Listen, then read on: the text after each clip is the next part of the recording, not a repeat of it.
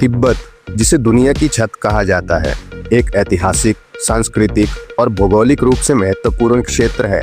यह एशिया के सबसे ऊंचे पठार पर स्थित है और हिमालय की पर्वतमालाओं से घिरा हुआ है। तिब्बत बौद्ध धर्म का एक प्रमुख केंद्र रहा है और यहाँ की सांस्कृतिक विरासत अत्यंत समृद्ध मानी जाती है। तिब्बत एशिया के मध्य भाग में स्थित है और चीन के दक्षिण पश्चिमी क्षेत्र में आता है। इसकी सीमाएं भारत, नेपाल, भूटान और म्यांमार से मिलती है। तिब्बत का कुल क्षेत्रफल लगभग 12 लाख वर्ग किलोमीटर है और इसकी औसत ऊंचाई लगभग 4500 मीटर है। यहाँ स्थित माउंट एवरेस्ट विश्व की सबसे ऊंची पर्वत चोटी है। तिब्बत का इतिहास बहुत पुराना और जटिल रहा है। प्राचीन काल में यह एक स्वतंत्र राज्य था और यहाँ बौद्ध धर्म का व्यापक प्रभाव था। 7वीं शताब्दी में तिब्बत में यारलुंग वंश का शासन था। इस समय के प्रमुख शासक थे सोंगत्सेन गंपो, जिन्होंने बौद्ध धर्म को प्रोत्साहित किया और चीन व नेपाल की राजकुमारियों से विवाह कर तिब्बत की सांस्कृतिक समृद्धि बढ़ाई। इस काल में तिब्बत में कई छोटे छोटे राज्य उभरे। 13वीं शताब्दी में मंगोल शासक कुबलई खान ने तिब्बत पर नियंत्रण कर लिया और इसे युआन साम्राज्य का हिस्सा बना दिया। 17वीं शताब्दी में दलाई लामा की सत्ता स्थापित हुई और तिब्बत बौद्ध धर्म का प्रमुख केंद्र बन गया। 1950 में चीन ने तिब्बत पर हमला किया और इसे अपने प्रशासनिक क्षेत्र में मिला लिया।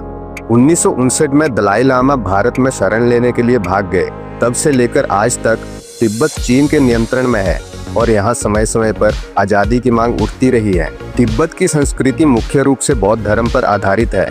यहाँ लामा बौद्ध धर्म प्रचलित है, जिसे तांत्रिक बौद्ध धर्म भी कहा जाता है। तिब्बत में कई प्राचीन बौद्ध मठ हैं, जिनमें पोताल महल, जोखांग मंदिर और सेरा मठ प्रमुख हैं।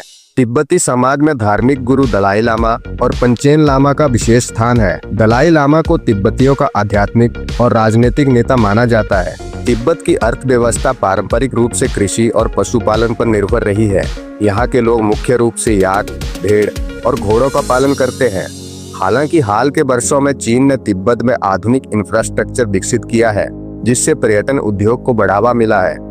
तिब्बत में हर साल हजारों यात्री आते हैं, खासकर माउंट एवरेस्ट, मानसरोवर झील और लहासा शहर घूमने के लिए। भारत और तिब्बत के संबंध ऐतिहासिक रूप से मजबूत रहे हैं। बौद्ध धर्म भारत से तिब्बत गया और तिब्बती संस्कृति पर भारतीय संस्कृति का गहरा प्रभाव पड़ा। 1959 में जब दलाई लामा भारत आए तो भारत ने उन्हें शरण दी और हिमाचल प्रदेश के धर्मशाला में तिब्बती सरकार इन एक्साइल की स्थापना हुई। यह भारत और चीन के संबंधों में एक प्रमुख विवाद का कारण रहा है। वर्तमान में तिब्बत चीन के स्वायत्तशासी क्षेत्र के रूप में कार्य करता है, लेकिन यहाँ मानवाधिकारों के हनन की खबरें अक्सर आती रहती है। चीन ने तिब्बती संस्कृति और धर्म पर नियंत्रण बढ़ा दिया है और कई तिब्बती नेताओं को जेल में डाल दिया गया है।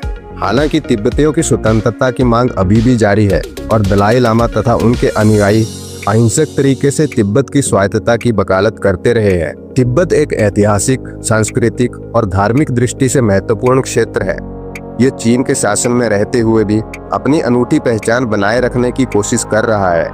भारत और तिब्बत के संबंध सदियों पुराने हैं और यह रिश्ता भविष्य में भी महत्वपूर्ण बना रहेगा। तिब्बत का भविष्य क्या होगा, यह अंतर्राष्ट्रीय राजनीति और चीन की नीतियों पर निर्भर करेगा। तो दोस्तों, तिब्बत के बारे में यह थी कुछ रोचक जानकारी। अगर आपको वीडियो अच्छा लगा हो तो वीडियो को लाइक करें और चैनल को सब्सक्राइब करें। मिलते हैं अगले वीडियो में एक नई जानकारी के साथ।